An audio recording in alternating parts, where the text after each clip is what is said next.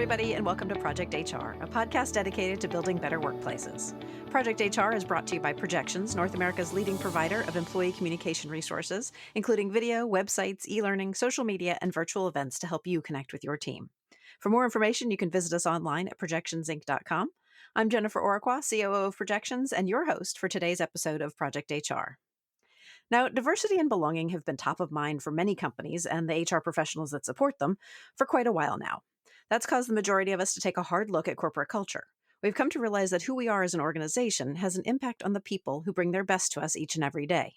We've absolutely seen that our corporate culture is reflected in how we handle uncertainty and change.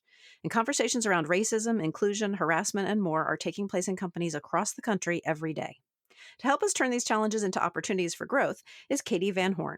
Katie is CEO of VH Includ, a consultancy committed to changing the world by creating awareness of the need for inclusion, diversity, and belonging in our organizations. Katie, thank you so much for talking with us today. Thank you for having me. So, Katie, I'd say the societal impact of the events of 2020 could be summed up as powerful and pervasive. Would you say that corporate America felt compelled to respond in some way? Absolutely. I mean, I think, what we saw over the summer and even, with everyone kind of being in lockdown and being in front of their computers and seeing the events over the summer and actually realizing that this wasn't just a one-time event, that this has been going on basically since the start of the US. I think companies really felt the impact on their employees and really realized that they needed to do something to help to address this. So what was at stake here for companies at that time as far as their response? I think we saw some companies do some really great things, and we saw some companies stumble a little bit. And I think Target was one that I call out to folks when I talk about this, and not just because they were kind of at the center of it, being in in downtown Minneapolis, but they really reacted with we don't. Not that we don't care that people are stealing things or that are looting is going on, but really with the fact that we care about people, we care about human life. And I think that is the model that I saw a lot of cities take, a lot of businesses take. And that was very, very important to really focus on the fact that it's about the humans at the center of this, not about things. And how do we really think about this from a company perspective? I think what was at stake is retention and really the trust of your employees. Yeah, and I know for a lot of us, it was the first time we truly understood the Black Lives Matter movement. Was this the first time that companies embraced the Black Lives Matter movement? I don't think it was the first time for some companies, but I think the awareness was exponential to what companies had seen before. You had companies prior to the events over the summer address the concept of Black Lives Matter and think about, how can they get involved in more social justice issues.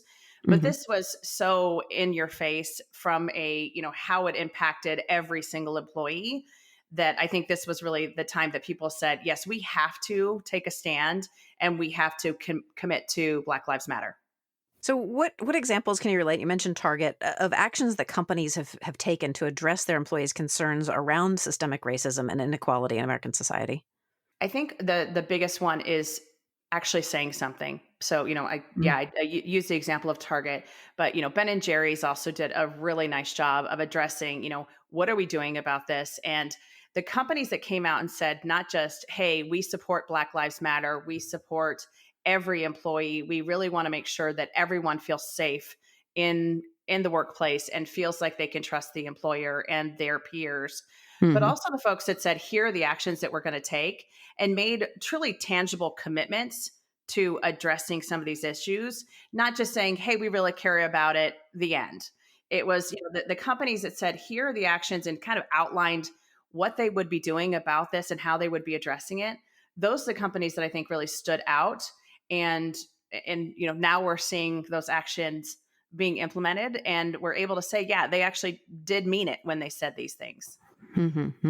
So for many organizations, really, there wasn't just one thing that they had to do, but they had two immediate responses during the protests. The first, of course, being managing issues of social justice and the movement itself. But the second was the fact that a lot of companies were also in the process of trying to mitigate the damages that were incurred.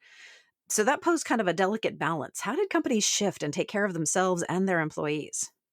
I think the for many organizations, yes, there were two different things that they had to address. And the first one and the immediate one, which I think a lot of companies did a great job of, was addressing the fact that we're talking about humans, we're talking about employees, we're talking about our customers, and realizing that our customers aren't just one demographic. And so, Hmm. really focusing on the people, which is so important, I think, for every company to be doing. And we know all the reasons why focusing on Hmm. your employees is Yeah. so important. But then I also think it was to your point, that balance that they had to strike of, hey, there might have been some monetary damages, or there might have been things that from a brand perspective that they took a hit, or whatever it Hmm. might be. And then layer on top of that, we're also in the middle of a pandemic. So companies Right. are struggling because of other Yeah. things from a financial perspective. I think it was just really focusing and keeping the eye on the ball, meaning keeping the eye on their employees, Hmm. looking at mental health resources, looking at how do we really help our employees through all of this. And knowing that, every one of our employees, especially employees of color, the mental trauma that they are going through and experiencing Hmm. because of some of these things. The companies that I think really stood out and did a great job are the companies that focused on that and focused on how can they help their employees through this situation, through these conversations, and also taught the white employees, how do you talk about this and how do you support Hmm. your peers Yeah. who are experiencing this trauma? Yeah. Yeah, and I think that always goes back to the old adage of if you take care of your employees, they'll take care of your customers, and then everybody succeeds. So, Absolutely. yeah. So, Katie, we're going to take a quick sponsorship break right now, but when we return, I want to talk about how companies can continue to positively respond to the issues of equality, diversity, and inclusion. So, stay with us.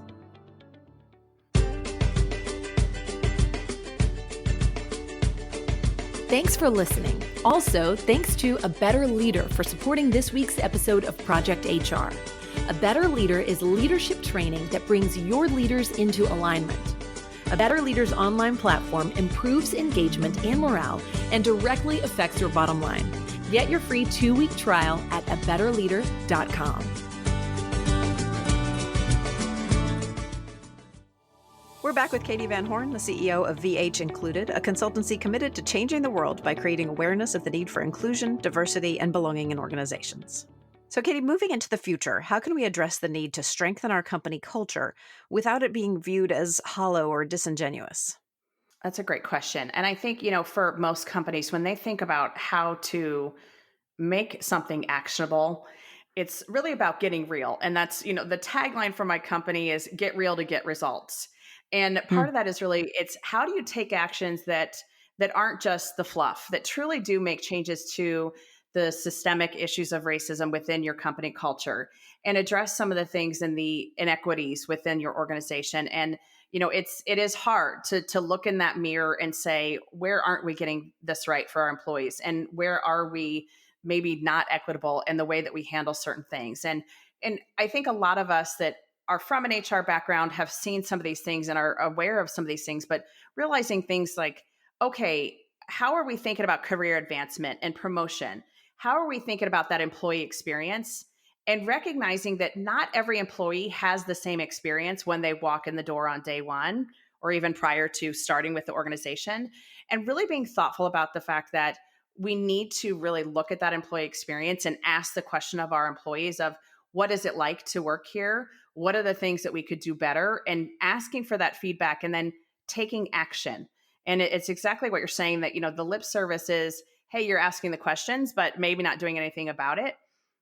The Hmm. the biggest thing that a company can do is take action. Once they say, yes, this is important to us, if you don't do anything about it, then people get a very loud and clear message. If you take action and try to do better, even if you stumble, even if it's not perfect, people know you're trying and people realize, hey, wow, they recognize this is important to the company. If the CEO is talking about it, if the senior leadership team is talking about it, they know that it's important. And I love that idea, that tip of, look at the entire employee life cycle, like that whole engagement journey. How do we do it all along the way so that it doesn't ring out as a single one and done kind of initiative. So early on, a lot of businesses came forward with financial pledges during this time in 2020 and funding to fight racial inequality. What's the true value of that? Should companies have a responsibility beyond their checkbooks to promote equality? Yes. Short answer is yes. So I think it was great. The companies that did come forward and make financial pledges, and the companies that really thought about, who needs this money the most or what would make the biggest impact. And I think that's a lot of organizations do that through their community and social responsibility teams if they have one. And it is, it's kind of the whole idea of, where are your customers, meaning how are you supporting your customers and what their needs are. So, if you are a company that does rental property management, hey, is there a relief fund for folks that aren't able to make their rent? Things like that, that, really Mm-hmm. align to your company values and your kind of your business strategy. But Mm-hmm. I also think there's things that are so important to really ensure your employees are okay. I know a lot of companies unfortunately had to take the action of releasing employees or lowering hours and things like that. And so being thoughtful, being transparent, and really being honest with your employees about what is going on financially and why you need to make these decisions, I think is so important. And then Mm-hmm. also fixing it when you can on the back end, once things do start to pick back up, can you bring those employees back? And can you start to think about how to build back what you had before? And so I think there's just a lot that can be done with employees to make sure that they're okay. And I already mentioned this, but I think, kind of from an employee assistance or a mental health perspective, HR folks talk a lot about, hey, we have an EAP or an employee assistance program, but how often is it talked about and how often are those resources broadcasted to your employees to say, hey, we have mental health experts that are available if you need to talk to them? How often do you say, hey, let's do a financial wellness type of workshop or something along those lines that really will be impactful today, right now for your employees? But then Mm-hmm. also just thinking about, I know a lot of companies, they canceled holiday parties and they canceled some of the celebrations that they normally have in the course of the business. And so thinking about where is that money going to go instead? And could it be something that could help your employees? Are there things that you can do to keep them solid, keep them on, level ground, if you will, while they're going through all of these different pieces? Those are great thoughts. And clearly, recent events have brought greater urgency to address diversity and inclusion in our workplaces. And you talk about moving underrepresented groups into leadership positions. Is it advisable to add urgency to that? Are there other things we need to consider?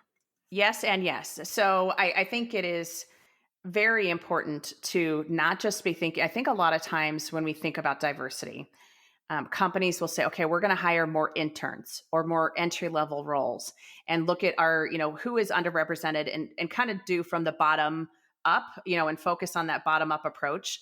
And I think companies are starting to realize and taking action on the fact that we need people to be visible in those higher level roles on your board, on your C suite team that are currently underrepresented. If you are looking at a website as a candidate for a role, you're going to see, who's on that C suite, who's on the board. And that might change your opinion about that company. And so doing the work of looking at who's on your leadership team and who's not on your leadership team, and really, really being thoughtful about bringing more people on at that high level in the organization so that they are able to really impact throughout the organization. And we understand that positional power piece when you have people of color or people from underrepresented groups in those leadership roles. They don't just make an impact because, hey, you can now see that there's someone visibly that looks different than the white male. But Hmm. it's also, what are the ideas, what are the perspectives? And that's the whole concept around diversity. It's not just a nice to have, oh, it's great that we have representation. No, it's about how do we drive innovation? How do we drive better results? Because we have different perspectives, different ideas, different coming to the table to say, have we thought about it this way? Are we, could we do something better if we have more representation around the table of people that look like our customers and that think like our customers? That's what, really helps. And so having that at the leadership level where they're able to make impact on decisions that will, how do we move forward as an organization? That's critical to actually having a great team that's diverse and is able to drive results. That's brilliant. And let's talk about this for a second, because I think there are some company leaders that see supporting diversity as combating racism in the workplace. But there's more to it, don't you think? I do. Yes. I chuckle because it is one of those things where you do have organizations, they're like, "Oh, well, I'm just going to do this training and then we're good." Hey, once we, it's the whole concept that, we heard about a few years ago where folks were doing unconscious bias training and thinking that, a 2-hour training would cure people of bias. Hmm. That's not the way it works. And we know Mm-mm. that, and great thought, but that's not the way it works. Bias is, something that we live with and have to combat daily. And so when we think about, what can you do from a true anti-racism thing, I think Ibram Kendi is a great person to look at and to kind of, if you haven't read any of his books, read his books, because his whole concept is if you're not dismantling the systems that have been in place for years in organizations, in government, that are promoting racism and promoting, hey, that power dynamic that's not great. Hmm. We need to start thinking about this from how do we break those systems and change those systems to truly make them equitable. And I think even, using the term equitable versus equality, I think that's something that also is shifting in people's minds where, that equality is everyone gets the same thing and everyone's Right. equal, where Hmm. equity is what do different people need Hmm. because of their differences and how can we truly support them. And I think, like I said, Ibram Kendi just does a nice job of talking about this and basically talking about the fact that it's great to be able to say, hey, we're doing some diversity training or we're supporting diversity, but actually taking the action of that one extra step to say, we are doing anti-racism training, workshops, thought process, values, driven work. I think that's important. Definitely. Do you think we're moving into a time where, as a society, we find it more natural to talk about racial inequality and diversity, or is it actually harder when tensions run high?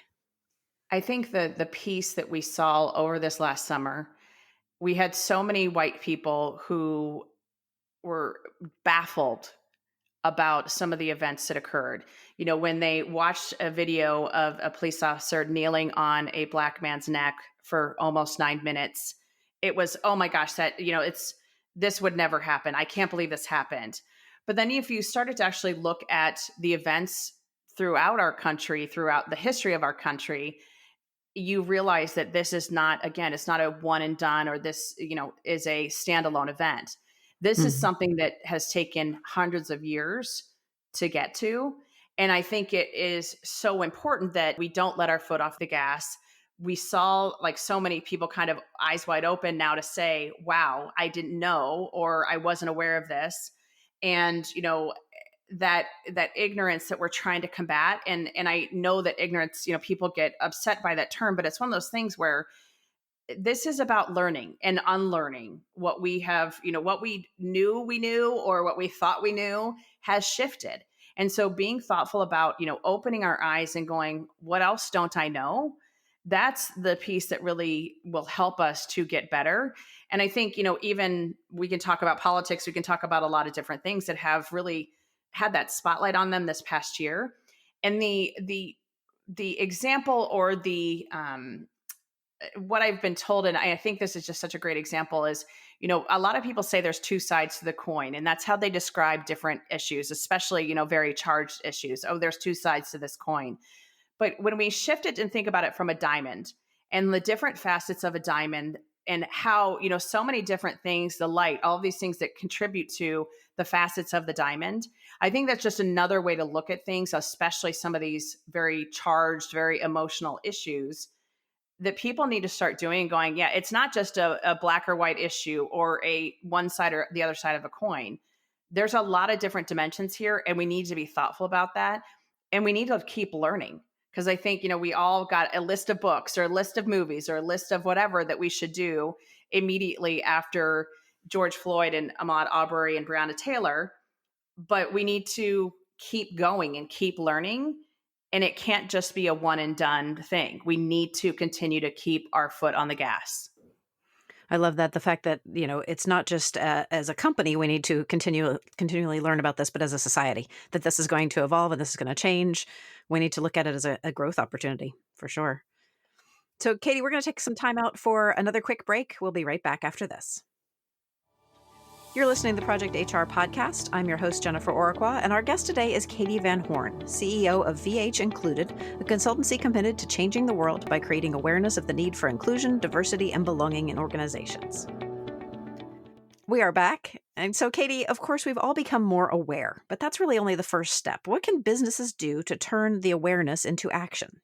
It's a great question. I think the piece that I always come back to when I'm talking with leaders and organizations, when I'm talking to teams, is, go and talk to folks.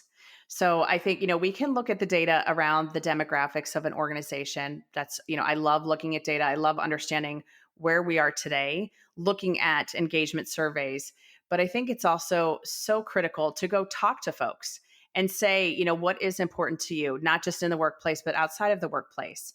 So first is just coming to an understanding by having conversations with folks that are going through this employee experience and that have that day in and day out. What is it like to work here? So that's the first one I would say, is just getting awareness by talking to folks.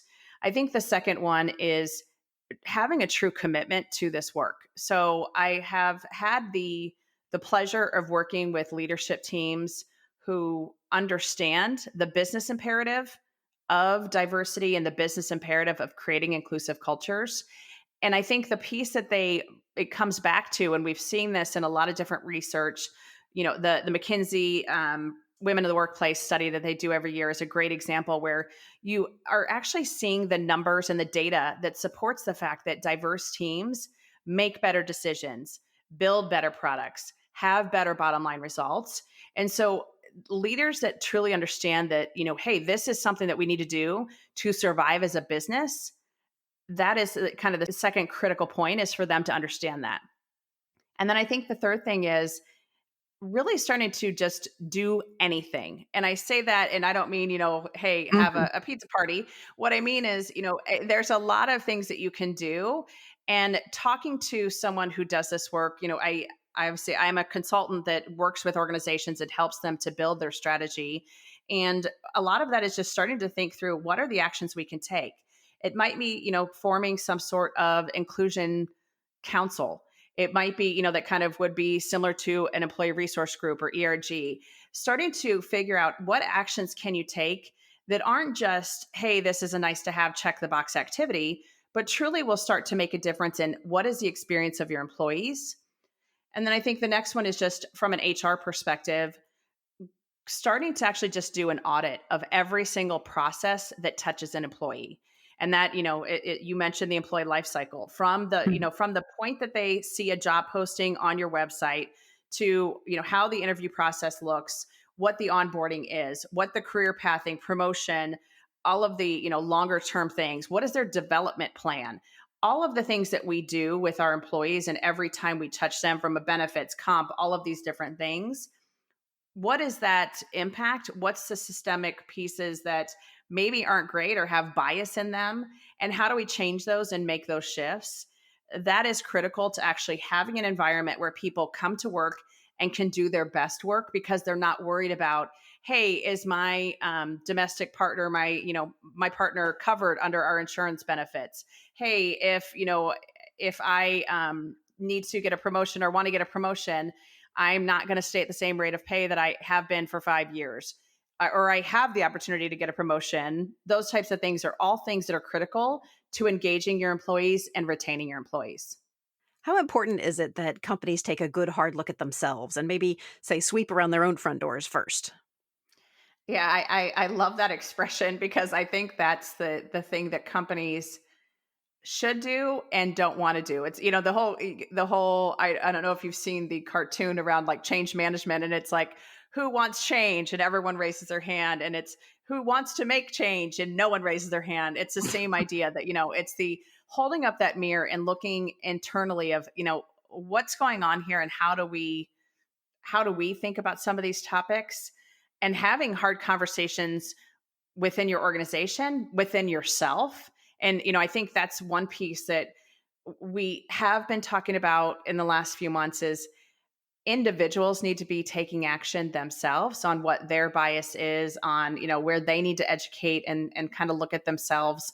But I think the critical piece, or the piece that we need to keep focused on is, yeah, how do we make sure that, our own house is in order before we invite guests over? And it's an example that I give to folks. And it's when we talk about diversity, equity, and inclusion, a lot of times organizations are like, oh, we just need to recruit more people from underrepresented groups. And yeah, that's great. And that's a wonderful thing. But if you don't have an inclusive culture, if you don't have a place where people can be successful and do great work, they'll leave. So you Mhm. could hire, 10 of the most amazing employees. And I think Wells Fargo is a very recent example of this, where they hired amazing Black women to come and work at their organization. And those women have left because they looked at, hey, how is the culture here? What's the promotion process? How am I being valued or not within this organization? And those are things that we need to fix or have in order before we start inviting people over and inviting people into our organization. If you don't have an inclusive environment and people will not be treated with respect, they won't stay. And so all of your recruiting efforts will be for nothing because Mhm. you'll lose great people. So when we talk about sort of holding that mirror up to ourselves, what role does education play in that? It's easy to say, take a look at your own organization first before you start inviting people in. Should companies be including more diversity and inclusion training for leaders? What does that look like? I think from an education perspective, I have a couple different things I would want to mention here. So I think the first one is a lot of companies, as I mentioned earlier, they've done this unconscious bias training. And for a lot of folks, it was almost that check the box activity. Hey, we've done bias training, so now we're fixed. But Mhm. I think, again, looking at your entire learning and development set of tools, whatever trainings you have, and how does each one show up for your employees? And a great example of this is I worked with an organization a few years ago, and they had a bunch of training modules that were like on demand videos. And when they started to look at the videos, they're like, there's only white people in these videos. Hmm. And hey, that reflected the organization at the time, so get it. But at the same time, it was one of those things that, how is someone from an underrepresented group, someone, a person of color, someone with different abilities going to come to this training and go, this isn't me, this isn't for me, I'm not represented here. So an example I would give of that is, I actually, in one of my trainings, I made every single visual, it was all people of color. So there was not one person in any of the visuals in the training deck that I was using. And I had a gentleman come to me afterwards, and he, commented on the fact, like, why was everyone a person of color in this training? And I kind of paused and I asked him, would you have noticed it if it was all white people that were represented in these visuals? And, Hmm. and he paused, and, we kind of had this, it was actually a good conversation, and it worked out really well because it was one of those things where some of the stuff we don't even notice because of our own inherent bias. And so being able to go, how do we just represent people and have people show up in some of these trainings or whatever it might be? But then I also think it's thinking about, what trainings are you doing? Because, the unconscious bias training, while that's great, it can't be a one and done. It has to be part of a bigger strategy. And so that's why I really encourage every organization to work with an expert who actually understands not just these small pieces of we need to do a training or we need to have, some, small education piece, but truly building a full strategy around what needs to change within our organization. Training should be part of that. Should not be the only part, though. So, Katie, on that note, your company, VH Included, helps companies design practical solutions for inclusion and diversity and belonging. Can you tell us a little bit more about the services that you offer? Absolutely. So, VH Included, we do consulting and coaching. So, we work with organizations to build a strategy, which includes looking at where are you today, doing an assessment of like current state, and then building a roadmap of where do you want to go, and that includes coaching executives and leaders on how do they need to show up, how do they need to really work within the organization and show up around diversity, equity, and inclusion. How can they build a more inclusive culture? And so giving them, real tangible things to, I kind of joke around and I say, we are being as non-disruptive as we can by disrupting. And it really is, being thoughtful about you're still trying to run a business, but we want to make sure that we are changing and evolving as organizations so that we can create those inclusive environments. And so we can have people show up and do, the best work that they possibly can. So really building that strategy and that roadmap, and also knowing that there's no end point. This isn't hey, you're going to work with a consultant for 2-3 months and then everything's going to be fixed. We know it's an ongoing culture change and shift because it involves people, and we as people are constantly evolving and changing. So making sure that the strategy really is thoughtful and can be an iterative process where, hey, if we need to change because of current events or because of, someone new in the White House or whatever it might be, we can really be thoughtful about that and make sure we're making the change to do the best things for the organization. That's brilliant. Tell me, how can our listeners connect with you and learn about VH Included and how you can help them with their own culture of inclusion? Yeah, that's great. So I am vhincluded.com is my website. I'm on Instagram and on Twitter. On Twitter, I'm Katie Bar7. On Instagram, I'm Katie Van Horn with 2 E's. And I also co-host my own podcast, Inclusive AF Podcast, with my friend Jackie Clayton. So any of those places you can find me, and would love to talk to you. I, of course, love your podcast name, Inclusive AF. Can you tell us a little bit about the podcast and what you guys talk about there? Absolutely. So Jackie Clayton is also an HR practitioner, and her focus has really been on recruiting. Mine has been more in the generalist area and, helping organizations build their strategies.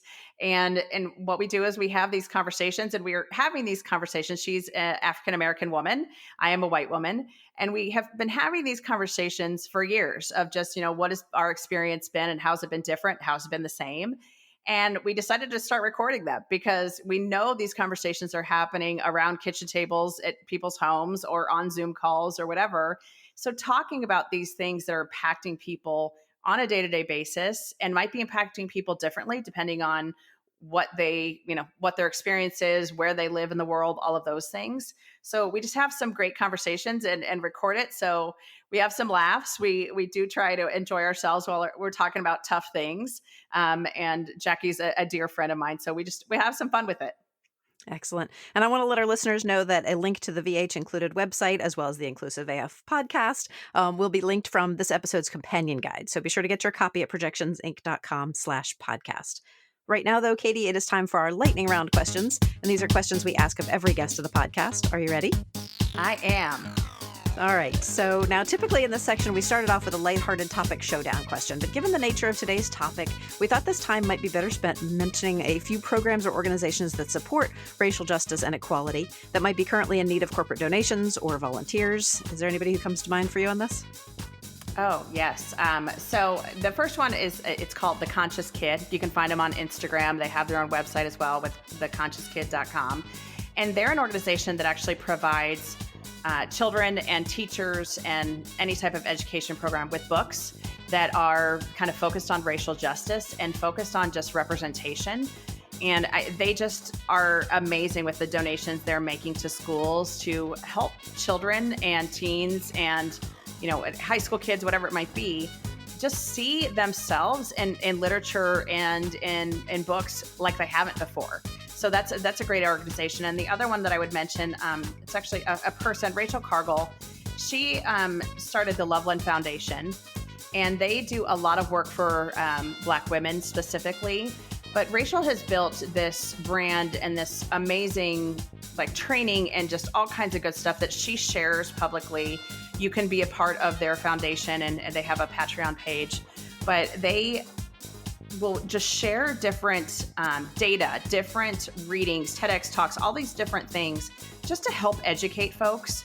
But they also just give back to Black women and help everyone really start to understand some of these issues a different way and to look at it. So from an education and just a learning perspective, I love giving to them, and I love just hearing what she comes up with because it's always good stuff. Excellent. All right. Continuing with the lightning round, what is the best book that you've read recently? Oh, my goodness. Well, I already mentioned Ibram Kendi, so How to Be an Anti-Racist. Sounds good. Tell me, what's your favorite thing about working as a consultant? Being able to impact people and kind of seeing those light bulbs go off when you've had a conversation with someone and they start to realize, hey, maybe I haven't done this right in the past, but now I know how to do it differently. So that's one of my favorite pieces. Excellent. All right. So Katie, what's the best piece of advice you've ever been given? Oh, wow. Okay. Yeah. I'll go with my dad. He had a lot of one-liners, and my favorite one was drive slow and drink milk. That was always a good one to keep in mind. From a professional perspective, one of my very first mentors, she really helped me to understand, and, it was kind of the whole idea around, I don't worry so much about how you get to point B. I want you to learn. And so if the road you take takes a little bit longer, that's okay. And so as a leader, being able to kind of step back and let people navigate to point B, or, to the solution, being able to do that as a leader, I think, is just critical. And that was one that I kind of, to this day, take with me. I like that one. So tell me, who or what inspires you? So I am fortunate. I am the youngest of 7 kids. I have 17 nieces and nephews, soon to be 18, and they inspire me. And they are kind of my driving force of why I do this work, because I can say hey, I want the world to be better as they grow up, but some of them are already grown up. And so I want them to see that this is important, and that we need to create a society and a place where everyone feels valued and feels like they're heard, not just in organizations, but just in the world. I love that. I love that you're making a difference for the future. Thanks so much for joining me today on this week's episode of Project HR, Katie. Thank you for having me. And thanks to our listeners. And once again, this is your reminder to grab your companion for this episode at projectionsinc.com/podcast. If you'd like to be on Project HR, or you know someone who would, feel free to email us at projecthr@projectionsinc.com. And last but certainly not least, to make sure you never miss an episode of Project HR, we hope you'll subscribe to the podcast. Drop us a line, leave us a review, or simply rate us 5 stars wherever you get your content. That's it from me for now. Let's make it a great day at work.